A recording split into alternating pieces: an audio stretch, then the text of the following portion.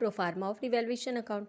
Actual में revaluation account क्या होता है, तो जब भी पार्टनरशिप में पार्टनर्स के रेशियो में जो चेंजेस होता है, तो उसके चेंजेस होने से फर्म के जो भी एसेट्स एंड लायबिलिटीज़ पर जो इफ़ेक्ट पड़ता है उसे हम रिवैल्यूएशन करते हैं कि प्रॉफिट रेशियो चेंजेस होने के बाद हमारे प्रॉफिट रेशियो में फर्म के बैलेंस शीट में क्या इफेक्ट हुआ है, इंक्रीजिंग डिक्रीजिंग जो भी इफेक्ट होता है उसे हम रिवैल्यूएशन कहते हैं।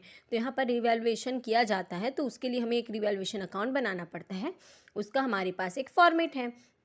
तो प्रोफार्मा ऑफ रिवैल्यूएशन अकाउंट, तो ये दो साइड होते हैं, डेबिट क्रेडिट साइड। तो यहाँ पर हमें क्या क्या चीज़ें लिखना पड़ता है, तो उसका एक आपका प्रोफार्मा है कि क्रेडिट साइड में हमें क्या क्या लिखना होता है कि by increase in value of assets, कि जब प्रॉफिट एंड लॉस हमारा क्वेश्चन में प्रॉफिट एंड लॉस बनाते हैं उसके बेस पे हमें यहाँ पर रिवैल्यूएशन अकाउंट बनाना पड़ता है। तो रिवैल्यूएशन अकाउंट में क्या ध्यान रखना होता है कि अगर increase in the value of assets, firm के एसेट्स में इंक्रीजिंग हुई है तो उसको हमको क्रेडिट साइड में लिखना है। मतलब क्रेडिट साइड मतलब जितने अमाउंट से इंक्रीज होगा उसको लिखना है।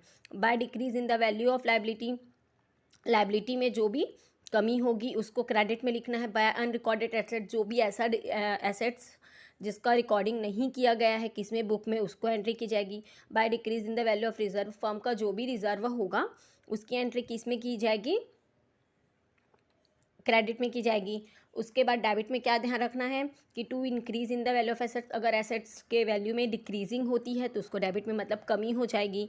To increase in the value of liability की वैल्यू बढ़ जाएगी तो जितने से बढ़ेगी उसको डेबिट में लिखेंगे।